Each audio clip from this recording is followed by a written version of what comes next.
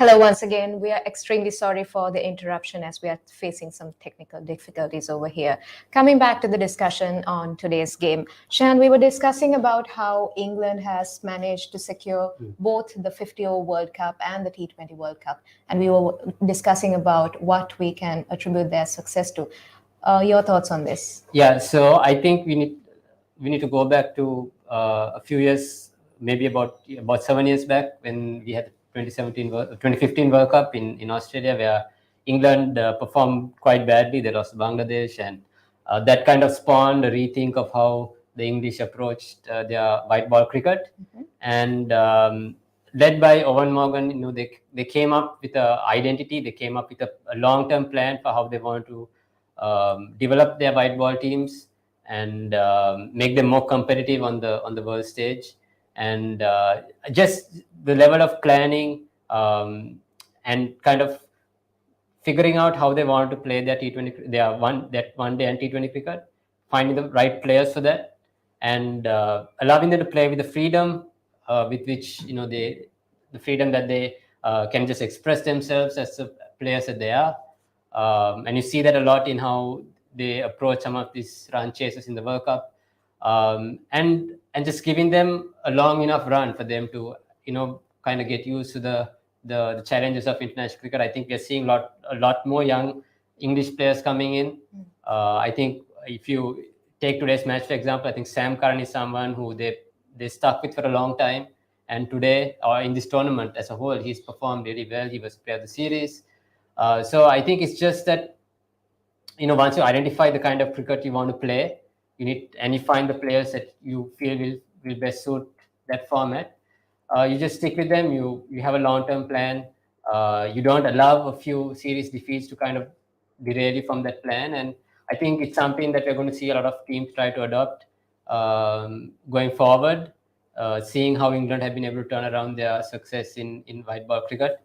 And I mean, congratulations to them. They played a really good game today. And I mean, to be, like you said, holders of the 50-over and the 20-over World Cup, it's just a reflection of how well they've gone about implementing this plan and this process that they have in place. දාමින්ද ඒකටම පොඩි අදහසක් එකතු කරත් අද දවසේ බෙන් ස්ටෝක්ස් ගේ contribution එක ගැන කියන්න කැමතිද අපිට? බෙන් ස්ටෝක්ස් කියන්නේ අපූර්ව ක්‍රීඩකයෙක්. මං හිතන්නේ අවසන් තරඟ සඳහාම උපන්න ක්‍රීඩකයෙක්. ඔබට මතක ඇතිද මන්දා 2000 මේ ෂෙහන් කිව්වා වගේ 2015 ලෝක කුසලාන තරඟාවලියේදී එංගලන්තේ බොහොම දරුණු පහර කැමරක් ලක් කරනවා අපිත් ගහනවා ගිහිල්ලා වෙලින්ටන් වලදී ගිහිල්ලා ලකුණු 323ක් කෙලවනවා කියලා. ඒ කියන්නේ ඒගොල්ල වැඩකටම නැති ටීම් එකක් එතකොට. නමුත් ඊට පස්සේ ඒගොල්ල ගිහිල්ලා අයි මෝගන්ගේ කැප්ටන්සිගේ යටතේ ඒගොල්ල ගොඩාක් දේවල් වෙනස් කරලා ටීම් එක හදනවා. ඔක වෙන්නේ 2015 පෙබරවාරි මාර්තු මාසේ. කොහොම හරි අවුරුද්දක් ඇතුළත ඒගොල්ලන් 2016 මාර්තු මාසේ වෙනකොට මේගොල්ලන් ගහනවා T20 World Cup ෆයිනල් එක. ඒක ඉන්දියාවේ. අපූර්ව වැඩේ කියන්නේ එදා අන්තිම ඕවර් එකේ වෙස්ට් ඉන්ඩීස්ට දිනන්න ගහන්න දෙන ලකුණු 18ක්. බෝල 6 කියන අන්තිම ඕවර් එකේ ලකුණු 18ක් පරිස්සම් කරගන්න ඕන. බෙන් ස්ටෝක්ස් අතර බෝලේ දීලා කියන ඔන්න බෝලේ දුන්නා ලකුණු 18 පරිස්සම් කරගන්නවා කියලා. කාලොස් බැත්තෙට් ඇවිදilla පළවෙනි බෝල 4ටම 4ක් ගහලා අත් එක වෙස්ට් ඉන්ඩීස් දිනනවා. එදා මේ බෙන් ස්ටෝක්ස් බැලනවා එක ඕවර් එකේ ලකුණු 18ක් ආරක්ෂා කරගන්න. ඒ බෙන් ස්ටෝක්ස් තමයි අද ඇවිල්ලා මෙයා ඉන්නවා තුන්වෙනි ඕවර් එකේ විකට් එකට එන්නේ ස්ටෝක්ස් අද ඉඳලා 19 ඕවර් එක වෙනකන් එයා විකට් එක ගේනවා. එයාගේ විකට් එක දෙන්නේ නැහැ එයා. අනිත් අය එනවා යනවා. මෙයාගේ විකට් එක දෙන්නේ නැහැ. මෙයා තනි පැත්තෙන් තියාගෙන ඉන්නවා. ඒ අතර වාරේ හාරිස් රොෆ් බොහොම හොඳ බෝල ටිකක් දානවා. කොයි විදිහින් හරි ඒ වෙනුත් බේරි ඉන්නවා. ගහනවා වදින්නේ නැහැ. කොයි විදිහින් බේරි ඉඳලා තමයි අර ඉෆ්තිකාර්ගේ අන්තිම බෝල පහේදී මේ එකපාරට හයියෙන් ගහන්නේ. ඉතින් ওই විතර නෙමෙයි මේ බෙන් ස්ටෝක්ස් කියන්නේ මට මතකයි 2010 නැත්නම් 2008 9 කාලේ නැත්නම් 10 විතර වගේ කාලයක ලංකාවට ආවා ඉංගලන්තේ ඒ කණ්ඩායමත් එක්ක. ඒ වෙලාවේ අපිට 100 දෙකක් ගහනවා. නූරදීකයි දඹුල්ලදීකයි. ඉංගලන්තේ කණ්ඩායමත් එක්ක ඇවිල්ලා. ඒකේ ඒ වෙලාවේ අනිත් පැත්ත ශ්‍රී ලංකා ඒ කණ්ඩායම නායකයා වෙන්නේ දිමුත් කරුණාරත්න. ඉතින් ඒ කාලේ ඉඳලාම මේ සුවිශේෂී දස්කම් නැත්නම් සුවිශේෂී හැකියාවක් වෙන්නම කරපු ක්‍රීඩකයෙක්. එයාට හැමතිස්සෙලෙම මේ හුඟක් තද බල තරඟකාරීත්වයක් ඕනේ. එයා හරි බෙන් ස්ටෝක්ස් එළියට ගන්නවා. එහෙම එකක් තියෙනවා. දැන් මේ විතර නෙමෙයි දැන් එංගලන්තයේ අන්තිමට ලෝක කුසලන් දිනාගත්ත 2019 50 ඕවර් කප් එකෙත් අවසාන තරගයේ වීරයා වෙන බෙන් ස්ටෝක්ස්. ඒකේ නොදැවි ලකුණු 84ක් ගන්නවා. ඒකෙත් අවසාන තරගයේ වීරයා වෙන බෙන් ස්ටෝක්ස්. Yeah, just to add to that also, I think I mean, like you said, he's always a player who seems to come up when when the occasion requires someone to play with a level head, with a cool head. He seems to be the person to come up with that. I mean, there's also that famous Headingley Ashes test where he turned around a match that England looked destined to lose, and somehow he's just a player who, the longer he goes and the more comfortable he gets, the more dangerous he becomes. And I think even if you take the Sri Lanka match also, in the Super 12, the way he kind of handled that situation, kind of like killed the game for Sri Lanka and saw England through to the end. He's a big match player, and there have been many conversations about where he fits in this T20 team, and whether there are more T20 friendly players. But I think he's an example of just a player who has so much experience that in a situation like this, in a big match where you really need someone to stand up and hold the team together, he just seems to be the man to do that. And I think given the history that he's had, he also has had a few incidents where his discipline has been an issue, but he's really found, I suppose, his role and his kind of focus on his cricket. And I think now we're seeing, I mean, he definitely is an all-time great, I think, for England, for the things that he has done for that team. So I mean, what a great player. I think any team would be lucky to have a player like that. And again, it just shows you what experience can do in a situation like England found themselves in today. Let's come right back to that. But before that, we'd like to remind our audience to send in your thoughts and questions for our journalists over here through our Facebook, YouTube, and Instagram accounts. Coming back to it, I think it's very clear about who your pick of the day is. But there were many other stars throughout this tournament. So I'd like you to, both of you, to sort of tell me about what other stars or players that you thought impressed you. ස්ටාර්ස්ලා කියලා කරන හොඳ දක්ෂ ක්‍රීඩකයෝ තරු ක්‍රීඩකයෝ අපිට මේ පාර දකුණු අප්‍රිකානු කණ්ඩායම වැඩි දකින්න ලැබුණේ නැහැ. හැබැයි එහෙම වුණාට එතන ඉන්න හොඳ ක්‍රීඩකයෝ ඒගොල්ලන්ට තරඟාවලිය එච්චර දුර යන්න හම්බෙච්ච නැති නිසා තමයි විශේෂයෙන්ම ඒගොල්ලන් හිටියේ කාණ්ඩයේදී ඒගොල්ලන්ට ලොකු දෙයක් කරන තරම් දේවල් තිබුණේ නැහැ. නමුත් දැන් බෙන් ස්ටෝක්ස් ගැන ෂහන් කියපු ටික කිව්වාගේ බෙන් ස්ටෝක්ස් අද ගහපු විදිහීමක් තමයි කුමාර සංගක්කාර 2014 අවසාන තරගයේදී සෙල්ලම් කරන්නේ. ওই විදිහමයි. ඒතකොට මේ හුඟක් දෙනා හිතනවා මෙයා ටෙස්ට් ක්‍රීඩකයෙක්, මෙයා එක්දින ක්‍රීඩකයෙක්, මෙයා T20 එහෙම වර්ග කරන්න බෑ. ඒගොල්ලන්ගේ කියන්නේ දක්ෂ ක්‍රීඩකයෙක් නිතරම තමුන්ගේ මේ තරග රටා වෙනස් කර ගන්නවා පවතින අවශ්‍යතාව අනුව. ඒක නිසා දැන් ඒක අපිට අද හොඳටම පැහැදිලි වුණා බෙන් ස්ටෝක්ස්ගේ ඉනිමත් එක්ක. හැබැයි ස්ටාර්ස් කියලා කොහමද තරු ක්‍රීඩක අතර මෙතන ඔය එංගලන්ත කණ්ඩායම නම් පුදුමාකාර කණ්ඩායමක්. ඔය 92 එංගලන්තර ගහපු ටික කණ්ඩායමත් ඒ වගේ. මොකද ඒ කාලේ අපි විහිළුවට කී හිටියා කොමන්වෙල්ත් ටීම් කියලා. මොකද ඒකේ හිටියා මේ එංගලන්තෙන් ග්‍රේම් හික් හිටියා සිම්බාබ්වෙන් දකුණු අප්‍රිකානු දකුණු රොබින් ස්මිත් හිටියා. රොබින් ස්මිත් නේ රොබින් ඇලන් ලෑම් හිටියා දකුණු අප්‍රිකානු. එතකොට ඒ වගේ මට මතක නැහැ සමහර ක්‍රීඩකයන්ගේ නම් ඩර්මොට් රීව් කියලා කෙනෙක් හිටියා හොංකොං. ඊට පස්සේ ඒ කාලේ හිටියා ක්‍රිස් ලුයිස් හරි කවුරු කෙනෙක් පිලිප් ඩෙෆ්ටාස් හිටියා ඒගොල්ලන් වෙස්ට් ඉන්ඩීස්. ඒ වගේ අපි ඒක කිව්වා ඒක කොස්මොපොලිටන් ටීම් නැත්නම් කොමන්වෙල්ත් ටීම් කියලා කිව්වේ. දැන් මේ අද වර්තමාන ඉංගලන්ත කණ්ඩායමත් ඒ වගේ. දැන් ඔය සෑම් කරන් කියන්නේ සිම්බාබ්වේ ගහපු කෙවින් කරන්ගේ පුතා. ඔතන ඉන්න අදිල් රෂීඩ් මොයින් අලි කියලා දෙන්නෙක්. ඒගොල්ලන්ගේ ජීන්ස් තියෙන්නේ මේ කියන්නේ ඒගොල්ලන්ගේ මූලාරම්භයේ තියෙන්නේ ආසියාවේ. එතකොට ජොෆ්රා ආචර් ඉන්නවා. එතකොට අන්තිම ගෝල් කරේ අද ඒගොල්ලන්ගේ මුල් තියෙන වෙස්ට් ඉන්ඩීස් වල. ඒ වගේ ලෝක හැම තැනින්ම ආපු හොඳ ටිකක් තමයි ඒගොල්ලන් තීරණය කරගෙන තියෙන්නේ. ඉතින් ඒගොල්ලෝ තෝරගෙන තියෙන්නේ. ඒ වගේ මේ කණ්ඩායමේ තියෙන පුදුමාකාර එකමුතුකමක්. අන්න ඒක එංගලන්ත කණ්ඩායමේ. ඒක අපි හරියට දකිනවා මේ කඩුල්ලක් වටුන වෙලාවක. මොකද දැන් ඔය එංගලන්තයේ ජර්මනිය වගේ රටවල ඉන්න එවුන් දන්නවා බොහෝ වෙලාවට ඒ ජාතිකයවුන් සමහර වෙලාවට හැසිරෙන විදිහ. නමුත් ඒකට සම්පූර්ණයෙන්ම වෙනස්. ඉතාම හොඳ එකමුතු බොහොම දැඩි බැඳීමකින් යුතු කණ්ඩායමක් තමයි එංගලන්ත කණ්ඩායම. මම හිතන්නේ ඒගොල්ලන් සාර්ථකත්වය ඒකයි. අපිට ප්‍රේක්ෂකෙක් අදහසක් ඉදිරිපත් කළා තියෙනවා ෆසල් Hameed. He's wondering if Afridi didn't get injured when he did, if it would have made some difference in the game today.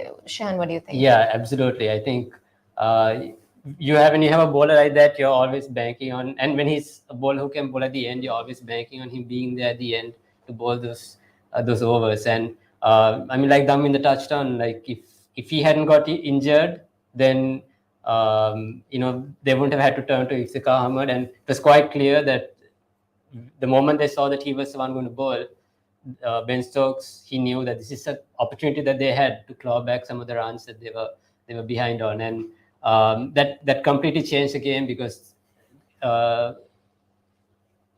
that kind of so you had that Iftikhar Ahmed over, and then at the end they were one over short. Obviously, England won the match by then. But just having a bowler like that, especially when you saw what he did at the early stages, given how Pakistan had bowled, I think they had bowled 5 overs and they given only 20 runs between over 11 and over 15. That created so much pressure, and you create that pressure for a bowler like Shaheen Afridi to come in and pick up those last few wickets. So definitely that made a big difference to Pakistan's defense. And I think had he been there, I mean, we may have seen a different result, but at the same time, we also, I mean, Ben Stokes was out there. I think England also had quite a few big hitters to come. It could have gone either way, but I think Pakistan's best chance was with Shaheen Afridi on the field. Well, Fazal, I hope that added some clarity to your questions. Before we go to the next question, I'd like to remind our viewers to send in your thoughts, comments, and questions for our journalists so that we can share responses as we go. අපි පොඩක් අය ලංකාව පැත්තට එමු දමින්ද. දැන් ලංකාවට ඊළඟ අවුරුදු 2 තියෙනවා ලෝක කුස්නාම් 2කට ලෑස්ති වෙන්න සූදානම් වෙන්න. දැන් මේ තියෙන තත්ත්වයක් එක්ක controversies තියෙනවා, අපේ performance එක ගැන ප්‍රශ්න තියෙනවා. මේ තියෙන තත්ත්වයක් එක්ක අපේ සූදානම් කොයි වගේ වෙන්න ඕනේද කියලා හිතන්නේ. බොහොම බරපතල ප්‍රශ්නයක්. හැබැයි අනිවාර්යයෙන්ම උත්තර හොයාගත යුතු ප්‍රශ්නයක්. පළමුවෙන්ම කියන්න ඕනේ අපි මේ යන ගමන මෙහෙම බෑ. අපි පරිපූර්ණ වෘත්තිකයන් වෙන්න ඕනේ. ඒ කියන්නේ ඉංග්‍රීසියෙන් කියනවා total professionals, absolute professionals කියලා. අපි පරිපූර්ණ වෘත්තිකයන් වෙන්න ඕනේ. අපි මේ ක්‍රීඩාවේ අපි මෙතෙක් කලක් අපි ආවිල්ලා තියෙනවා ලොකු දිග ගමනක්. උදාහරණයකට කිව්වොත් 2012 13 14 වෙනකොට ලෝකේ ඕනම රටක එන ඕනම ක්‍රිකට් විස්තර විචාරකෙක් බය නැතුව කිව්වා ක්ලිනිකල් ශ්‍රී ලංකන් ටීම් කියලා. ශ්‍රී ලංකා ප්ලේයින් ක්ලිනිකල් ක්‍රිකට් කියලා. එතකොට ඒ විතරක් නෙමෙයි ඒ ක්‍රිකට් එකත් එක්ක බැඳුණු තිබුණා අපිට අපේම ක්‍රිකට් ගහපු රටාවක්. ඒ කියන්නේ දැන් ඔක අපි කියනවා ශ්‍රී ලාංකීය අනන්‍යතාව කියලා. ඒ ශ්‍රී ලාංකීය අනන්‍යතාව උතර නෙමෙයි පටන් ගන්නේ. එතන ඒක පටන් ගත්තේ මට මතක හැටියට 2002 3 විතර වාගේ. ඒ කියන්නේ මාවන් අතපත්තු සහ සනත් ජයසූරිය ආරම්භක පිටිකරුණු වෙච්ච යුගයේ එදා ඉඳලා අපි ක්‍රිකට් ශ්‍රී ලංකාවගෙන ආපු එක රටාවක් තිබුණා. ඒක අපිටම ආවේනික රටාවක්. උදේ පාන්දරෙන් එන ආරම්භක පිටිකරුවෝ දෙන්න එනවා, දඩි බිඩි ගාලා ගහනවා. ඊට පස්සේ බෝලර්ස්ලා ටික ඉවරයි වැටෙනවා මනසින්. ඊට පස්සේ ඊළඟට එන මැද පෙළ පිටිකරුවෝ ටික ඇවිල්ලා තව ටිකක් හොඳට දෙනවා. අන්තිම බලනකොට බෝඩ් එකේ ලකුණු 500ක් විතර තියෙනවා. ඊට පස්සේ ඉතින් මුරලිදරන්ට තියෙන්නේ අර පරේ කූඩුවට පැන්න පූසා වගේ වැඩ කරන්න තමයි. මේ ඉතින් ඒ වගේ ඒ කියන්නේ ප්‍රතිවාදීන්ව සම්පූර්ණයෙන්ම අසරණ කළා. ඒ තරඟ සම්පූර්ණයෙන්ම තරඟේ තමුන්ගේ අතට අරගෙන සෙල්ලම් කරපු කාලයක් තිබ්බා. අන්න ඒක අපිට අදටත් තියෙනවා නැත්තේ නෑ. අපේ ක්‍රීඩකයෝ හොඳයි. හැබැයි මේ ක්‍රීඩකයන්ට ඒගොල්ලන්ට මේ ස්ථාවර පරිපාලන රටාවක් ඇතුලේ පරිපාලන කියන්නේ මම කියන්නේ මේ ක්‍රිකට් පරිපාලන නෙමෙයි කණ්ඩායම ඇතුලේ ස්ථාවර පරිපාලන රටාවක් ඇතුලේ බොහොම මේ විධිමත් ගමනක් යන්න තියෙන්න ඕනේ. ඉතින් අපි මේ වෙලාවේ අපි ඉදිරි ලෝක කුසලාන දෙක ගැන සැලසුම් කරනවා නම් දෙකක් නෙමෙයි තුනක් තියෙනවා. ලබන අවුරුද්දේ තියෙනවා එක්දින ලෝක කුසලාන තරගාවලිය. ඊට පස්සේ 2024 තියෙනවා 2020 ලෝක කුසලාන තරගාවලිය.